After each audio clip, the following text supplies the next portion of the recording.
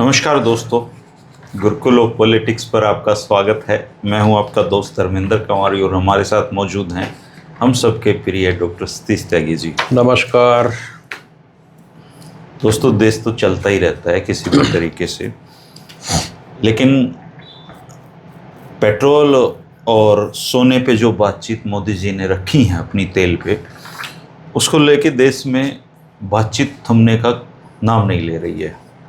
चूँकि काम कुछ है नहीं, इसलिए हम सब लोग बातें ही करते हैं हमारे देश में। और मोदी जी ने जो कुछ सूत्र बताए हैं, उस पे जो हमारा गोदी मीडिया है वो तरह तरह के सुझाव भी दे रहा है। तो हम सब की भी ये नैतिक जिम्मेदारी बनती है कि हम भी इस पे अपने सुझाव दें। मानने किसी को नहीं है, पर हम देंगे ज़रूर, क्योंकि मोदी जी की सलाह भी किसी को नहीं माननी है, पर उन्होंने दी ज़रूर है। तो त्यागी जी, हमारे एक दर्शक ने कुछ सुझाव लिख के भेजे हैं भाई जी, महेंद्र ने, तो वो सुझाव मैं पढ़ के सुनाना चाहता हूँ। और हालांकि जब मैं ऑफिस आया तो हमारा जो राष्ट्रवाद है वो सोफे पे सो रहा था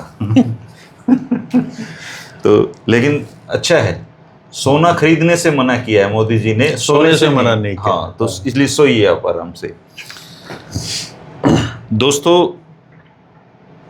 एक जो पेट्रोल और डीजल है वो ज़्यादातर मुस्लिम कंट्रीज से निकलते हैं, तो पेट्रोल जिहाद एक होना चाहिए और लोगों की गर्दन पकड़ पकड़ के एक डॉक्यूमेंट्री बनानी चाहिए जिसमें पेट्रोल जिहाद के नुकसान बताए जाने हों जी।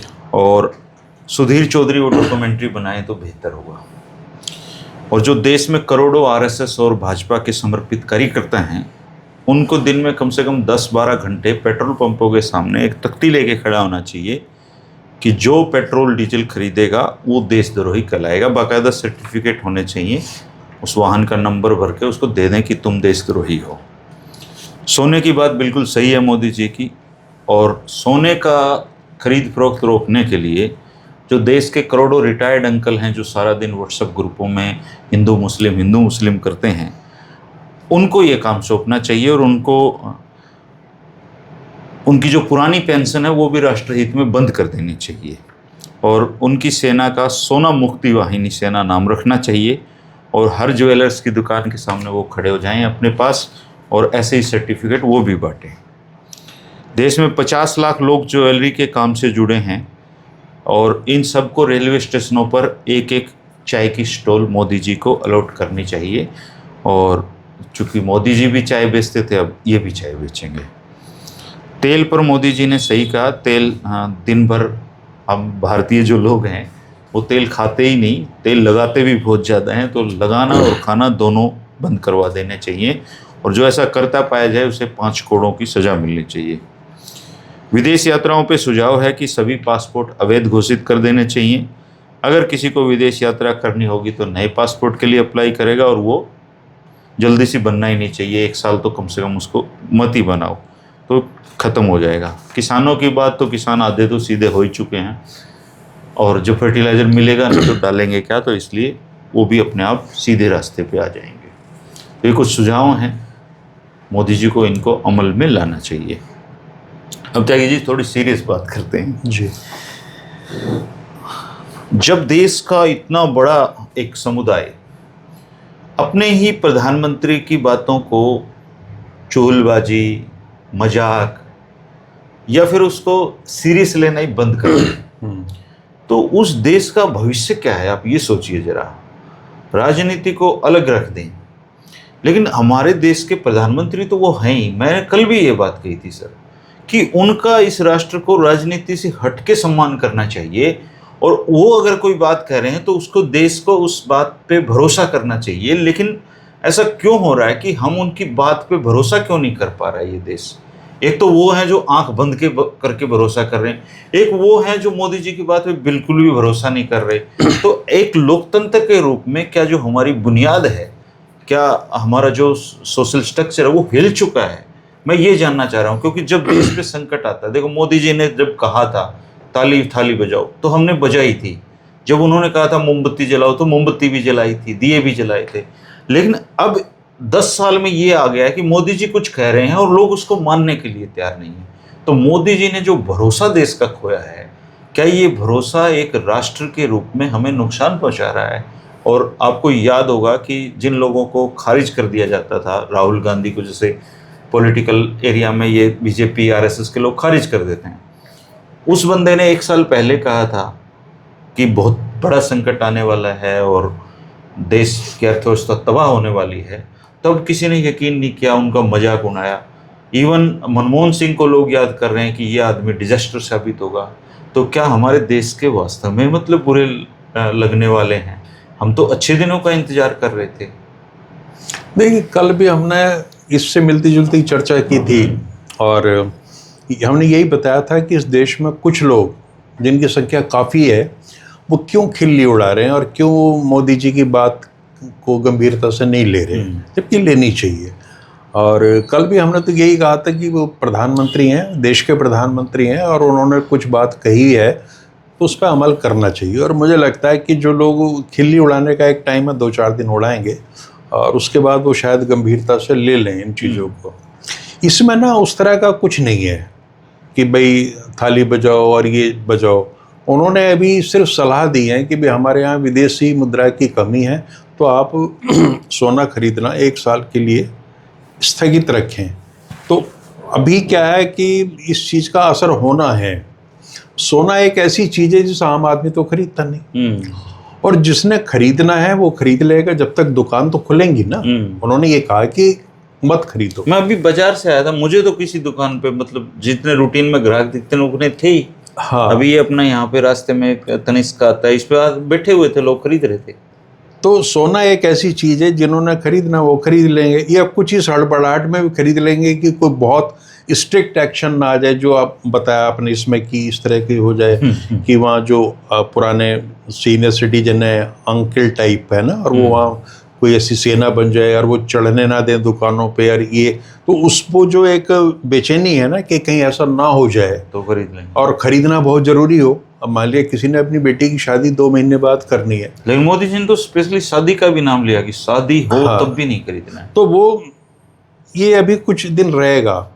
और बिल्कुल ठीक है कि इस धंधे से जुड़े हुए 50 लाख से भी ज़्यादा लोग हैं, और मूलतः वो मतलब पूर्वांचल के लोग हैं, उड़ीसा या बिहार वगैरह के, उड़ीसा और पश्चिम बंगाल के ज़्यादा तो खरीदार। उनकी रोजी रोटी पे भी असर पड़ेगा। तो अभी प्रधानमंत्री ने बहुत मतलब प्राइमरी स्टेज में ये चीज़ें कह दी हैं, और कल भी मैंने कहा था कि धीरे धीरे ये शक्ति जो है और बढ़ेगी। अगर मामला वास्तव में बहुत गंभीर है तो आपके ऊपर जो रेस्ट्रिक्शंस हैं उनका अभी एडवाइजरी है, अभी इम्पोज नहीं हुई है, सिर्फ उन्होंने सलाह दी है, निवेदन किया है, आग्रह किया है। और अगर हालात बहुत ख़राब होंगे, और होंगे ये भी तय है, तो उसके बाद में बहुत स्ट्रिक्ट कार्रवाई की जाएंगी। और जिस तरह के हो सकता है कोई इंटरनल इमरजेंसी जैसा प्रोविजन ना हो जाए। तो अभी ये शुरुआती दौर है, लेकिन मजाक उड़ाई जा रही है और प्रधानमंत्री का रुतबा, उनका इकबाल कम हुआ है, इसमें तो कोई दो राय है नहीं। और उसकी वजह भी हमने बताई थी कि इसकी वजह सिर्फ यही है कि उन्होंने अपने से पूर्ववर्ती तमाम जो प्रधानमंत्री रहे हैं उन सब की मजाक उड़ाई है, उन सब के करे धरे पे उन्होंने पानी फेरा है, उनको लानत मलानत की है कि वो ये नहीं कर पाए, ये नहीं कर पाए। और इन्होंने एक ऐसा तस्वीर पेश की कि मैं एक ऐसा आदमी हूँ कि जो सब सारी चीज़ें ठीक कर देगा। अब क्या हो रहा है कि उनकी IT सेल वगैरह सक्रिय हुई है, तो उसमें इंदिरा जी का दिखाया जा रहा है कि इंदिरा गांधी ने भी एक बार अपील की थी, 2013 में चिदम्बरम ने भी अपील की थी, तो मोदी जी तो लाल बहादुर शास्त्री तक सीमित रह गए थे। तो अब पूरा का पूरा जो उनका सिस्टम है जो काम करता है इन चीज़ों से निपटने का, उसने इतिहास को कुरेदना शुरू किया है। और वो ये ऐसी चीज़ें सोशल मीडिया पे ला रहे हैं कि देखो उन्होंने किया था, देखो उन्होंने किया था, इसलिए चूंकि उन्होंने किया था तो मोदी जी ने जो किया वो ठीक किया। लेकिन उनके करने में और उस दौर में और आज बड़ा फ़र्क है। अगर इंदिरा गांधी ने कभी कुछ किया होगा तो वो तो भाई विफलताओं का दौर था ना आपके हिसाब से, उस समय तो देश कुछ था ही नहीं। आप तो विश्व गुरु बना रहे थे इस देश को। आपने तो इतनी तरक्की की है कि अभी 2.5 महीने पहले तक सब कुछ ठीक था, भंडार भरे पड़े थे चारों तरफ, किसी चीज़ की कमी नहीं थी। आप ये कह रहे थे कि राहुल गांधी अराजकता पैदा कर रहे हैं, आपके मंत्री, कैबिनेट के मंत्री आके उसकी देशभक्ति पे सवाल उठा रहे थे कि देशद्रोही है, और लोगों में एक मतलब इस तरह की फीलिंग दी जाने यानी कि सरकार के खिलाफ हो जाए, असंतोष पैदा कर रहा है। तो भाई अभी 2.5 महीने बाद अचानक आपने ये विस्फोट कर दिया। और मजे की बात यह है कि देश तब से समझ रहा था कि हालात नाजुक हैं। जैसी कोई लड़ाई वगैरह इस तरह की चीज़ें होती हैं ना, आम आदमी की समझ में आ जाता है कि अब लड़ाई शुरू हो रही है तो चीज़ें महंगी होंगी। और लेकिन सरकार ने चूँकि चुनावी मोड में थी तो मानने को तैयार ही नहीं थे बिल्कुल। अब जब चीज़ें हाथ से निकल गई, अब उन्हें कहना पड़ रहा है। और अब कहते हुए भी विरोधाभास है सारी चीज़ों में। आप लोगों से कहते हैं पेट्रोल की खपत कम कीजिए, आपके खुद की जो सड़क तमाशे हो रहे हैं, रोड शो जिसको बोलते हैं, इसमें सैकड़ों गाड़ियां चल रही हैं। और वो जी वो एम्बुलेंस आ जाती है कहीं भी, वो 2-3 तेल के कुएं तो उस एम्बुलेंस सैकड़ों कारें उसमें चलती हैं और वो अनावश्यक है। या तो प्रधानमंत्री ये आदर्श स्थापित करते सामने कि देखिए कि अब मेरी आज ये 2 रोड शो थे, मैंने कैंसिल कर दिए, है ना। और मेरे मंत्रियों ने ये कटौती करने का प्रस्ताव, मैं उनको कहा वो ये करेंगे। हमारे आईएएस ऑफिसर्स जहाँ भी हैं, आईपीएस ऑफिसर्स हैं, पूरी सरकारी मशीनरी में कटौती होगी। पहले आप करो ना कुछ चीज़ें, तभी तो लोग उसको फॉलो करेंगे। तो वही है कि औरों को नसीहत, खुद मियाँ फजीहत। सारे जो उपदेश हैं वो आम लोगों के लिए हैं, अपने ऊपर कुछ लागू नहीं है। तो लोग अभी भी कल से जब से भी ये घोषणा हुई लगातार ये कह रहे हैं कि आपने सोमनाथ की वो करी यात्रा, वहाँ पे आपका रोड शो हुआ, आपने गुजरात में पता नहीं कहा क्या, और आपकी जो दैनिक गतिविधियां हैं राजनीतिक, वो सारी बदस्तूर जा रही हैं। आपके मंत्री, आपके मुख्यमंत्री वो, और आपके ऊपर पुष्प वर्षा हो रही है, क्या उसमें पेट्रोल नहीं लगता? तो लोग आज के इतने मूर्ख लोग नहीं है, वो सवाल करते हैं, आप बेशक जवाब ना दें, लेकिन वो ये जरूर कहेंगे कि भाई आपका अपना आचरण कैसा है, आप हमसे आशा कर रहे हो। जनता तो हमेशा तैयार है, ठीक है ना। और ये जो तर्क इतिहास से ढूंढ के ला रहे हैं इस तरह के कि तब ये हुआ था, वो हुआ था, इनके कोई मायने नहीं है। उस समय डेफिसिट स्टेज थी, सब चीज़ों की कमी थी भारत में। और भारत जिस समय आज़ाद हुआ, अन्न का बड़ा संकट था, आपके अकाल पड़ रहे थे, तरह तरह की चीज़ें थी, युद्धों में हमें जाना पड़ा। तो वो एक ऐसा वक्त था जब राशनिंग सिस्टम हमें लागू करना पड़ा, चीज़ों पर कंट्रोल, नियंत्रण था। तो लेकिन अब तो ऐसी स्थिति नहीं है। और कम हिमालय 2014 से पहले इस स्थिति को मान ही लो कि बिल्कुल कंगाल था, लेकिन पिछले 12 वर्षों में तो आपने बिल्कुल क्रांतिकारी बदलाव किए हैं ना, सब चीज़ें। लेकिन सर एक चीज़ और देखिए आप, जो तेल का संकट है वो तो मतलब पूरे साउथ एशिया में ही है, जहाँ से भी। लेकिन इस तरह की अपील भारत में जारी हो रही है, चाइना नहीं कर रहा ऐसी अपील जारी, पाकिस्तान में तक में कोई ऐसी अपील नहीं, नेपाल में कोई अपील नहीं, भूटान में कोई अपील नहीं, बांग्लादेश में कोई अपील नहीं, हमारे यहाँ ये अपील जारी होगी। देखिए, इन्होंने नकली विश्वगुरु बनने के चक्कर में जो सारे पंगे लिए थे, ये इजराइल गए।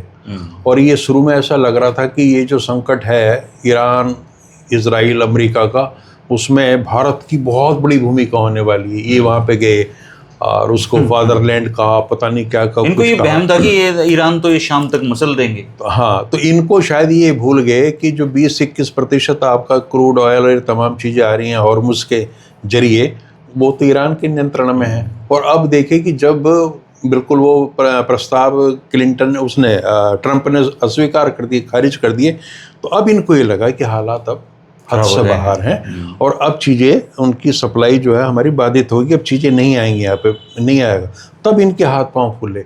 अब ये सीधे अगर इनके ईरान से बहुत अच्छे मधुर संबंध होते, या ये कम से कम तटस्थ रहते, ये तो कर सकते थे, या उसको फादरलैंड ना बनाते और वहाँ उनके समर्थन में खुल्लम खुल्ला खड़े हो। आप वहाँ बैठ के इजराइल में आप कह रहे हो कि ये दोस्ती, ये भरोसा कायम था, कायम है और आगे रहेगा, और पता नहीं कितने आप कशीदे पढ़ रहे हो।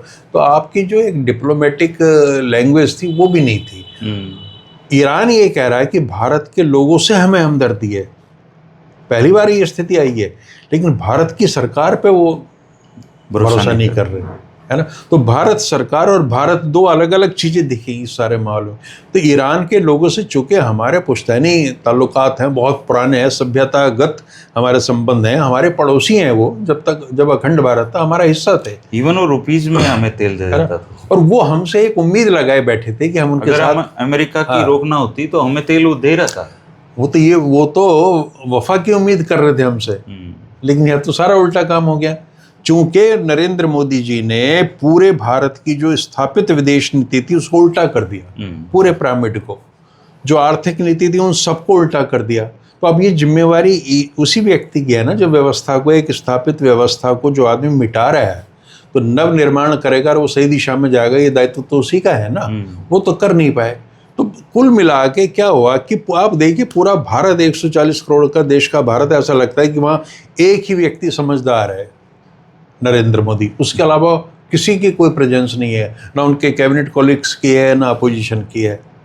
अब जब बुरा वक्त आता है तब आप ये कहते हो कि सारा देश साथ खड़ा हो। देश के पास तो कोई विकल्प नहीं है साथ खड़े होने के अलावा, है ना। तो अभी तो ठीक ऐसी है जैसे कोई बस चला रहा है, अब बस का जो ड्राइवर जो कहेगा, आदेश देगा, वो मानने पड़ेंगे। ये पिछले 10-12 साल बेशक सवारी कुछ भी समझ रही हो, कुछ भी समझे, ठीक बात है ना। तो अब नरेंद्र मोदी जी को अभी खैर उन्होंने दुख जाहिर तो क्या नहीं कि लोग मेरी बात नहीं मान रहे, कर देंगे वो तो, है ना। मैं तो कहता कोड़े लगाओ लोगों को। हाँ, अभी देखिए कि कोई पत्रकार पूछ रहा है ज्वेलर्स से कि आपको इस आदेश, मतलब मोदी जी के अपील के बाद क्या लगा। बोले हम मोदी जी का बहुत सम्मान करते हैं और ये करते हैं वो करते हैं, और फिर कहते हैं ये उनको नहीं कहना चाहिए था और कुछ रास्ते निकालने चाहिए थे। मतलब लोग आज भी इतने डरपोक हैं सर, जो कारोबारी लोग हैं वो खुल के अब भी सरकार के खिलाफ नहीं बोल सकते। उनको भूखा रहना मंजूर है लेकिन वो बोल नहीं पाएंगे लोग। देखिए कारोबारी विद्रोही नहीं होता, उसने धंधा करना होता है, पैसा कमाना होता है, उसका पैसा फंसा होता है, और व्यापार की भाषा जो है वो सहमति की भाषा होती है। आपने देखा होगा और कहीं किसान ये थोड़ी लगता है कि ग्राहक भगवान होता है, तो भगवान का दर्जा जिसे दे दिया या उससे बहस मत करो, वो कहते हैं कि कस्टमर इज ऑलवेज राइट। तो वहाँ का वातावरण, वहाँ का जो व्याकरण है व्यापार का, वो अलग किस्म का होता है, और वो सरकार के साथ खुल के नहीं आ सकते। आपने उनके आंदोलन वगैरह भी देखे होंगे, जब उनके टैक्स बढ़ते हैं या कोई इस तरह की चीजें उन पे मतलब लादी जाती हैं। सर इतने मतलब इस देश के लोग पता नहीं कैसे हैं। मेरठ में दुकानें और वो टूट रही थी, और ये अरुण गोविल जो नकली राम है ये वहाँ पहुंचे हुए थे, तो इनको वो राम आए हैं इनके सामने रोते हुए भजन गा रहे हैं। बताओ, अरे राम का तुम्हारा सांसद है भाई, वो राम का कैरेक्टर था उसका, वो असली का राम थोड़ी है, लेकिन लोग रो रहे हैं, भजन गा रहे हैं। दरअसल यही है, मुझे ये लगता है कि जब हम कई सौ साल से हमारे दिमाग में ये बैठी हुई है चीज़ कि हम जो है ना समुद्र और हिमालय से आगे कुछ है नहीं, दुनिया कुछ है ही नहीं, और हम ही दुनिया है, सॉरी हमारी अपनी कहानियाँ हैं, और जो हमारे पास्ट की, हमारे अतीत की कहानियाँ हैं, तो उनको हम अभी तक जिए चले जा रहे हैं। एक वो टीचर हैं आपको मैंने भेजे, ओझा सर, वो क्या बता रहे थे, अवध ओझा, मतलब वही है ना कि हम पास्ट में जीने वाली कौम, वो ये बता रहे थे कि जापान ने रूस को हराया, जापान ने चीन को हराया, और अभी 1894-95 की बातें हैं, और हमारे यहाँ क्या बढ़ाया जाता है कि देवताओं ने असुरों को मारा, फलाने ने वर्णासुर को मारा, परशुराम ने 21 बार क्षत्रिय धरती विहीन कर दी। लेकिन भाई ये कब हुआ, किस कालखंड में हुआ, तो इसका कोई अब तो वर्तमान से लेना देना है नहीं। तो मैं जो कह रहा था ना, हमें शायद अब तो हमें अपने ज्ञान चक्षु खोल लेने चाहिए कि ये जो भारत की सीमा है इससे बाहर भी दुनिया है। एक दौर ऐसा था धर्मेंद्र जी, जब इंग्लैंड के लोग ये मानते थे, इंग्लैंड चूँकि चारों तरफ समुद्र से घिरा हुआ, सागरी पानी पानी है, तो वो ये मानते थे कि इससे आगे दुनिया नहीं है। वहाँ जो शुरू में कुछ लोगों ने वो पानी में कूदे गए, कुछ नावा बनाई, और उन लोगों ने वो पार किया वो पानी वाला हिस्सा, और उन्हें वहाँ किनारा नज़र आया, और उन्हें लगा कि उसके आगे भी एक ऐसी ज़मीन है जिसमें से हम आ रहे हैं। तो उन्होंने लौट के बताया कि भाई नहीं, हमारे अलावा भी दुनिया है वहाँ, और लोग भी हैं, हम कुएं के मेंढक बने रहना चाहते हैं। हाँ, तो अंग्रेजों ने, तो यूरोपियंस ने उस सत्य को स्वीकार कर लिया। हम आज भी उसी दौर, पेट्रोल जिहाद, ये जो धरती बनी है ना, ये विशेषकर कोई हिंदुओं के लिए तो बनी नहीं, पूरी की पूरी इतना बड़ा वो है जिसमें तरह तरह के लोग रहते हैं, और ना ही भगवान इस आधार पे किसी, भगवान के यहाँ तो ये वर्गीकरण ही नहीं है हिंदू मुसलमान का, या कोई भौगोलिक कुछ भी नहीं है, उसके लिए तो सारे एक से हैं, और ये ज्ञान देने का दावा तो हम ही करते हैं। भगवान ने तो इंसान बनाए थे सर, धर्म तो इंसानों ने बना दिए। नहीं, ये दावा भी तो हम ही करते हैं। ठीक है, क्रिश्चियनिटी भी भगवान को मानती है, इस्लाम भी मानता है, यहूदी भी मानते हैं, सारे मानते हैं भगवान को, और अच्छी अच्छी बातें करते हैं जैसी बातें हम करते हैं। लेकिन ये दावा हमने ये किया कि सबसे पहले हमने ये ज्ञान धरती पे हमने दिया, सनातन का, और बार बार प्रधानमंत्री उसको अपने भाषणों में इसकी वो करते हैं, कहते हैं कि वसुधैव कुटुंबकम, और कण कण में ईश्वर व्याप्त है और सब भारत युद्ध नहीं बुद्ध में विश्वास करता है, इतनी महान बातें इस देश की मतलब पूरी दुनिया में कोई नेता नहीं कर रहा है। तो जब आप इतनी बड़ी लंबी चौड़ी हाँकते हैं, सारी चीज़ें करते हैं, तो फिर लोगों की उम्मीदें आपसे बढ़ जाती हैं। हालात व्यवहार में कुछ और हैं, ठीक है ना। अभी पूरे देश का आपको राजनीतिक समर्थन प्राप्त नहीं है, ये आपको मान लेना चाहिए। इससे तो ज्यादा क्या ही होगा, मतलब राजनीति में कि आप एक अपने प्रतिद्वंदी दल के मुख्यमंत्री को खुलेआम आह्वान कर रहे कि मेरे साथ आ जाओ, हैं, और फिर मैं आपको सब कुछ दे दूंगा। मतलब ऐसी राजनीति की तो हमने कभी कल्पना ही नहीं की थी ना। तो मोदी जी ने जो अपना जहाँ जो भी उनकी खिल्ली उड़ी है, अपने आप को तमाशा बनाया है, वो उनकी अपनी हरकतों की वजह से है। इस सब के बावजूद भी देश की जनता उनके साथ है। और एक चीज और देखिए, बिल्कुल साथ में, कोई दिक्कत नहीं है ऐसी। और जब पेट्रोल मिलेगा नहीं तो अपने आप साथ में, हाँ मान लो, लेकिन अगर वो वो अब मजबूरी में है, क्योंकि कोई विकल्प नहीं है। मान लो पेट्रोल पंपों पे पेट्रोल ही नहीं होगा तो क्या खरीदोगे? वो हालात तो आएंगे ही। अब मान लो सोना है ही नहीं, बाजार से गए हुए, तो क्या खरीदोगे? अब सोशल मीडिया या इधर उधर बहुत बड़ा तबका ऐसा है जो कहता है कि राहुल गांधी ने जब जब जो बात कही सारी ठीक हुई। सोने की खरीद तो सरकार को करनी है, वो सरकार बंद कर दे खरीद, अपने आप सोना मार्केट से गायब हो जाएगा। नहीं, ये तो सरकार जो चाहेगी वो कर देगी, कोई बड़ी बात नहीं है। आप पेट्रोल के दाम इतने बढ़ा दो कि आम आदमी की रीच से बाहर हो जाए। वो तो बढ़ने हैं, वो तो अभी बढ़ाएंगे भाई। आप ये देखिए, 2.5 महीने में आप ताज्जुब करोगे। मेरे पास एक एक्टिवा है, 12-13 साल पुरानी है वो, और उसमें कितना 250-300 रुपए का पेट्रोल पड़ता है। मैंने कई बार डर के मारे कि रेट ना बढ़ जाए सुबह, मैंने कई बार भरवा रखी हो शाम को। आज तक वो हुई नहीं। अब कल किसी ने कह दिया कि 36 रुपए पर लीटर बढ़ने वाले हैं। अब उसमें गुंजाइश नहीं, चूंकि मैंने कल ही भरवाई थी परसों प्रधानमंत्री जी के कहने से। तो मैं इसी उसमें 6 महीने आपकी खत्म नहीं होनी, वो कहीं जाना ही नहीं होता। कहीं जाना नहीं होता। तो हमारे जैसे आदमी भी परेशान है। तो हमारा तो पूरा संपूर्ण समर्थन। लेकिन आप एक चीज देखिए सर, मैं कई बार ये सोचता हूँ, जैसे धीरेन्द्र शास्त्री है, वो पर्ची निकाल के लोगों के सब कुछ कुंडलियां बता देता है।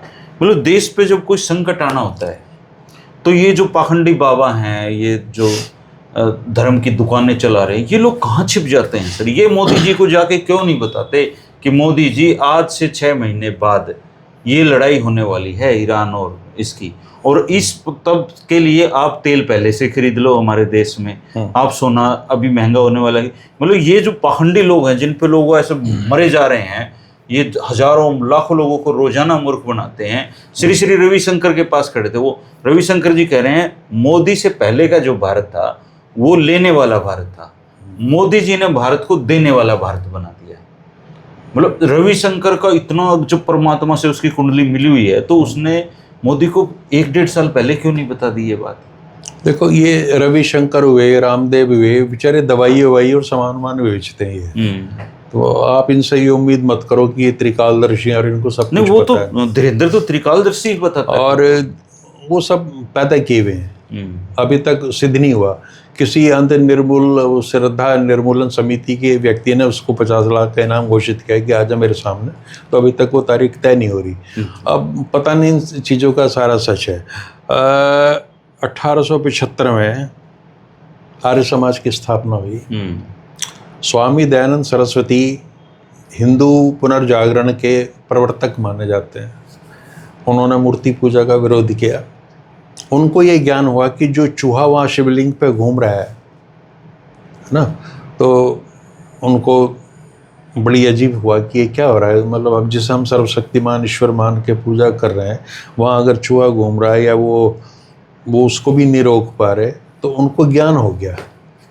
उसके बाद उन्होंने आर्य समाज का आह्वान क्या करी, भाई वेदों की ओर लौटो, यानी ज्ञान की तरफ लौटो। और तमाम अपने ढंग की उस समय जो लड़ाई हो सकती थी 200-250 साल पहले वो उन्होंने लड़ी।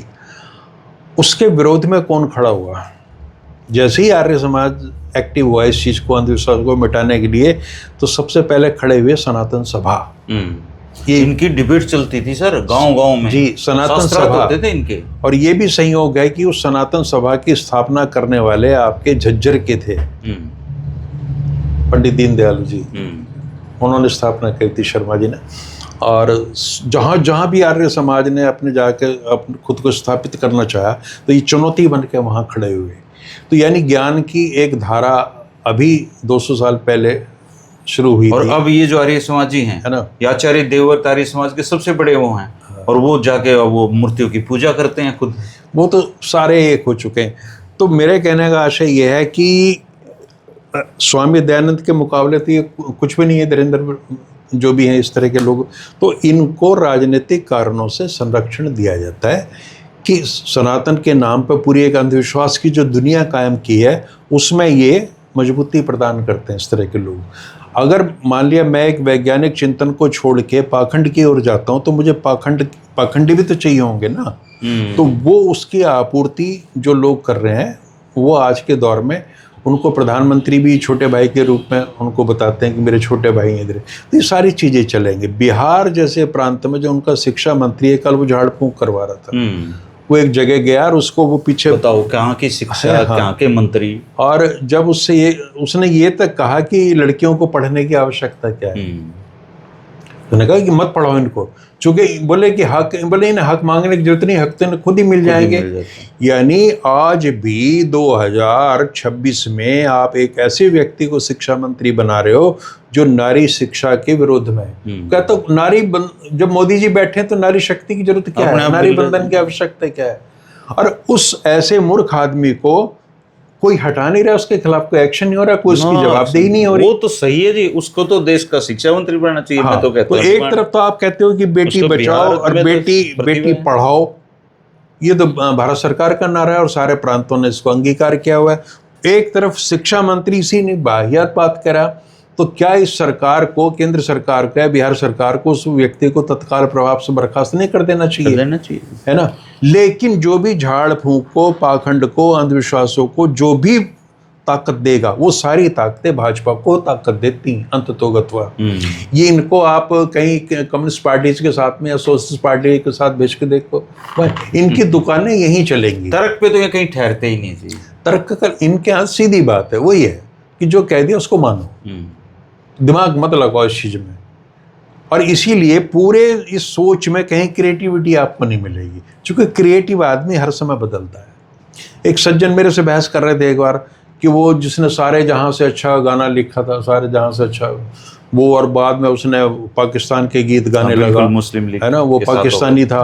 मेरा भाई अल्लामा इकबाल तो पाकिस्तान बनने से पहले ही मर गए थे। वो आदमी तो हिंदुस्तान में पैदा हुआ, हिंदुस्तान में मरा। बोला नहीं आप श्योर हो, आप कंफर्म करो, आपको वो तो पाकिस्तानी था। मैंने रहा होगा, पाकिस्तान के निर्माण के प्रति सहानुभूति थी, लेकिन अल्लामा इकबाल पाकिस्तान के बनने से पहले दुनिया से पूछ कर गए थे, तो उसकी इस चीज में कोई दिलचस्पी नहीं है। उसने जो झूठ पढ़ा है, रटा रखा है, उसको पढ़ते तो हम है ही नहीं, जो झूठ रटा दिया हम उस पर कायम रहते। तो उसने जाके चेक करा होगा, लेकिन वो मानने को तैयार नहीं है। तो जो हमारे मित्र मजाक उड़ा रहे हैं कि पेट्रो जिहाद जैसे लफ्ज़ जिहाद हुआ था, ढूंढ ढांड के कहानी ये लाते हैं। मैं ये नहीं कह रहा कि नहीं हो रही, कई जगह हो भी जाती हैं चीज़ें इस तरह की। और ऐसा नहीं है कि हिंदू लड़के मुस्लिम लड़कियों के साथ विवाह नहीं करते। नहीं, कई तो बीजेपी नेताओं के बच्चों के विवाह हो जाते हैं। जब आप एक समाज में रहते हो और एक खुले समाज का निर्माण हो रहा है तो वहाँ तरह तरह की चीज़ें हो जाती हैं, उसमें कोई बड़ी बात नहीं है। अमृता प्रीतम भी इमरोज के साथ लिव इन में रह रही थी। ये अपने कौन से वो एक मुस्लिम लीडर हैं भाजपा के, क्या नाम है, वो सोनीपत में ब्याहे हुए हैं। हाँ, वो आपके नाम भूल रहा हूँ, मुख्तार अब्बास से जो शाहनवाज हुसैन यहाँ सोनीपत में ब्याह रखे हैं। हिंदू समाज में ये चीज़ें हो जाती हैं, लेकिन आपने उन चंद चीज़ों को, आपकी तो सारी राजनीति की बुनियाद इस पर टिकी हुई है कि आप लोगों को सिर्फ ये समझा रहे हैं। तो केवल मुस्लिम विरोध, इस्लाम का विरोध, जबकि मोदी जी कहते हैं जो इस्लाम का विरोधी है वो हिंदू हो ही नहीं सकता। कम से कम मोदी जी से पूछ लो कि ऐसा क्यों है भाई, है ना। तो मैंने एक बहुत लंबे अरसे पहले मेरे जो एक सज्जन से मेरी मुलाकात हुई थी, तो उन्होंने मुझे मुसलमान का अर्थ बताया था। तो उन्होंने कहा था मुसलमान का मतलब होता है मुसल्लम ईमान, जिसका सालिम ईमान हो, कंप्लीट ईमान हो। तो और उन्होंने ये भी कहा कि हर हिंदू को एक अच्छा मुसलमान होना चाहिए। उस दृष्टि से व्याकरण की दृष्टि अपने से। खिलाफ जिहाद जारी हो जाएगा। हाँ, कि भाई ईमान जो है ना, ईमान सबसे ऊपर की चीज है ना, तो हमने उसको छोड़ दिया है। भारत में जो पैदा हो गया ना जी, वो पाखंड करेगा।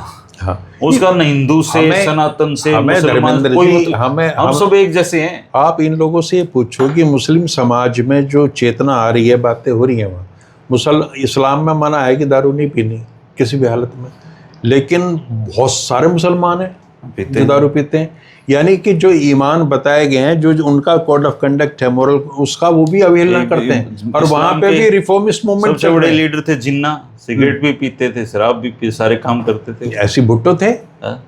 ऐसी आपके मिस्र के अनवर सादात थे, वो बिल्कुल वेस्टर्न बहुत साल पहले ड्रेसेस में मैंने रहते थे। एक बार कहा कि पाकिस्तान का मतलब कुछ भगत सिंह का घर देखना है, तो वो दूसरा जो दोस्त बैठा बोला पाकिस्तान का वीजा लगने के बाद ना दूसरे देश वीजा नहीं देते हैं। तो बोला, वो जो लड़का था वो ऑस्ट्रेलियन था, वो बोला तुम ही समझते हो भारत पाकिस्तान में कोई फर्क है, बाहर वालों के लिए तुम दोनों ही एक जैसे हो। दरअसल हमारी विडंबना ये है कि हमने पश्चिम का विरोध भी करना है, और पश्चिम का विरोध करते करते हमें विज्ञान और पूरी टेक्नोलॉजी को खारिज करना है। हमने मुस्लिम्स का भी विरोध करना, हमने विरोध सबका करना है। अब एक कोई मंत्री है कोई यूपी का, वो ये कहता है कि ये जो पोएम है जॉनी जॉनी यस पापा, ये झूठ बोलना सिखाते ये झूठ बोलना वैसे सिखाती है। हम जैसे हरिश्चंद्र की औलाद हो सारे के सारे। और एक बताया कि ये जो है ना कि rain rain go away Johnny wants to play, वो उसकी व्याख्या ये कर रहा है कि वो कितने बच्चों को हम गलत चीज बता रहे हैं कि बच्चे के खेलना इतना महत्वपूर्ण है कि जो रेन है, बारिश है, उसको हम मना कर रहे हैं कि मत आ। और हमारी संस्कृति में तो वर्षा का ये बड़ा वो क्या, तो अब यहाँ तक पोस्टमार्टम होने लगे हैं ना। अब जैसे गाने हमारे दौर के आते थे कि तू बरस बरसों बरस, इस पर सारे किसान समुदाय को हड़ताल कर देनी चाहिए इस गाने के प्रति। है, अब कोई आदमी इस मौसम में जब गेहूं की फसल तैयार है और वो कहे कि तू बरस बरसों बरस, गुस्सा आएगा उसको, है तो आप उसको मार दोगे उठा के। तो ये लोग दिशाहीन है, ज्ञानहीन है, ये हर चीज के हीन है, समझे। लेकिन ये मनोरंजन की सामग्री उपलब्ध कराने के बोध से त्रस्त व्यक्ति हैं सारे। ये मानते भी नहीं, ये आप और हम कह रहे हैं न मानेंगे नहीं, विश्व गुरु है ये विश्व गुरु है। हाँ हाँ, ये सब विश्व गुरु। हरियाणा के एक बहुत बौद्धिक भाजपा के नेता जो बड़े, मेरे ख्याल से मैं तो उनके अलावा किसी को बौद्धिक मानता नहीं, उनका कोई पॉडकास्ट चल रहा था तो पत्रकार ने ये पूछ लिया थी जो आरएसएस वालों ने सारे वाइस चांसलर अपने अपने बना लिए है ना, और तो लेकिन वो मानने को तैयार नहीं। हालांकि पार्टी ने नहीं, आप अगर ऑफ द रिकॉर्ड उनसे बात करोगे तो सारी चीज मान जाएंगे। हाँ हाँ, लेकिन कैमरे पे कैसे मानेंगे? कैमरे पे हालांकि पार्टी के प्रति उनके मन में कोई श्रद्धा बचनी नहीं चाहिए कायदे से। तो जो पार्टी ने तो नाश करने में कोई कसर नहीं छोड़ रखी। लेकिन अब चूंकि वहाँ बैठे हैं और ये सारी जिंदगी वहाँ रहना है, अब तो अब उनकी भाषा बदल रही है। तो बोले कि नहीं बताइए आप बताओ कैसे कैसे, तो उन्होंने बता दिया पत्रकार ने कि ये बोले कि हम एकेडमिक क्वालिटी के आधार पे सारी चीजें करते हैं। ये एकेडमिक क्वालिटी है। हाँ, और पहले जो वाइस चांसलर होते थे वो ऐसे होते थे जो इनकी खिड़की खोलते थे, अब किनकी पता नहीं किनकी खिड़की खोलते थे। अब डॉक्टर स्वरूप सिंह ऐसे खिड़की खोलने वाले थे। हाँ, नहीं, स्वरूप सिंह तो पिछले हुड्डा टाइम के हैं सारे के सारे। और फिर उन्होंने प्रत्युत्तर कर दिया कि अभी अभी जो महर्षि दयानंद यूनिवर्सिटी के कुलपति रिटायर हुए हैं राजवीर सिंह जी, तो वो तो आरएसएस से नहीं थे, है ना। अब हम भी उस कार्यक्रम को देख रहे थे, हमने बिल्कुल आरएसएस से नहीं थे, लेकिन उन कुलपति महोदय ने एमडीयू को पूरा शाखा में बदल दिया, पूरी तरीके से बना दिया था जी। हाँ, पूरा गढ़ बना दिया, जितने संघ के कार्यक्रम वहाँ, और वो परिक्रमा करते थे यहाँ लोकल प्रचारकों की। तो पूरा विश्वविद्यालय व्यास विद्यापीठ में उन्होंने परिवर्तित कर रखा था, सब जानते हैं। अपने काम कराने के लिए उन्होंने क्या क्या हरकतें की हैं। तो कम से कम संघी आएगा खुला, वो इसे दिख तो रहा है। ये जो हिडन आ रहे हैं आरएसएस वाले और उसके एजेंडे पे चलते हैं, उन्हीं लोगों को प्रमोट करते हैं, उन्हीं का समर्थन करते हैं। 12 साल हो गए सर इनको। आप एक यूनिवर्सिटी ऐसी बता दो जो राष्ट्रीय फलक से निकल के और अंतर्राष्ट्रीय उस पर छा गई हो, एक यूनिवर्सिटी बता दो आप पूरे भारत में। है ना, सारे एकेडमिक है ना इनके वीसी। नालंदा है ना। हाँ, नालंदा में तो क्यों वर्तमान में ढूंढ रहे हो? पिछले 100, 150, 200 साल को मत छेड़ो आप, 1000 साल पीछे जाओ। अब स्वर्णिम दौर में जाइए। कोई आया था, उसने नालंदा जला दी थी, अब वो कौन था, कहाँ था, क्या था, उसका कुछ नहीं बिगाड़ सकते। अब हजारों साल हो गए, मरे मराए भी, लेकिन उस चीज़ को हमें साथ में रखना। भैया अगर देश बनना है तो जापान से कुछ सीखो, जापान से सीखो, चीन से सीखो, अमेरिका से सीखो, अच्छी अच्छी बातें सब अपनी जगह से कमजोरियों को दूर करो, रूस जो से भी सीखो। कमजोरियां हैं, और नए ढंग से सोचो और हर चीज का विरोध मत ना करें, क्योंकि ज्ञान पे सबका अधिकार होता है। अगर वेस्टर्न वर्ल्ड ने कुछ साइंटिफिक इन्वेंशन दिए तो वो सब हमारे लिए भी है और हम उनका इस्तेमाल कर रहे हैं, तो उनका इस्तेमाल करते हुए उनको गाली देने का कोई अर्थ नहीं। अर्थ नहीं बचता। सही बात। खैर दोस्तों, मोदी जी 15 तारीख को निकल जाएंगे अपनी विदेश यात्राओं पे। देश के काम कर रहे हैं तो ज़रूरी है उनकी यात्राएं। बस वो ये जो एम्बुलेंस बार बार आती है उनके काफिले में, इसको किसी भी तरीके से रोक दें, क्योंकि 2-3 तेल के कुएं तो ये एम्बुलेंस खर्च कर चुकी होगी जी। प्रधानमंत्री के काफिले में 100-150 गाड़ियाँ तब बताते हैं कि चलती है, उसको 2 में कर लें। कम से कम खर्चा ये आज देश में, मेरे ख्याल से पूरी दुनिया में भाजपा सबसे ज़्यादा करोड़ों समर्पित कार्यकर्ताओं की पार्टी है। आरएसएस अलग है, उसके संगठन अलग है। अगर ये सारे लोग भी मोदी जी की बात पे अमल कर लें तब भी मेरे ख्याल से हम इस संकट पे निकल जाएंगे। दूसरों को पड़े रहने दो। हमारे जैसे राष्ट्रभक्त लोग तो फिर भी बीजेपी मोदी जी की बात पे भरोसा करेंगे। त्यागी जी 5 किलो सोना खरीदने वाले थे, इन्होंने कैंसिल किया है कल ही। तो ये सारे जो लोग हैं, अगर ये लोग भी मोदी जी की बात पे भरोसा करें तब भी हम संभल जाएंगे। लेकिन प्रधानमंत्री जी को प्रधानमंत्री पद की गरिमा का ध्यान रखना चाहिए। अगर ये संकट था तो 2 महीने चुनावों के दौरान हर जनसभा में वो लोगों को समझाते तो शायद आज ये सूरत कुछ और होती। एक्चुअली वो चुनाव जीत जाते हैं लेकिन देश को हार जाते हैं, ये सच्चाई है। आप इस बारे में क्या कहेंगे? कमेंट करके जरूर बताना दोस्तों। शुक्रिया, नमस्कार। नमस्कार।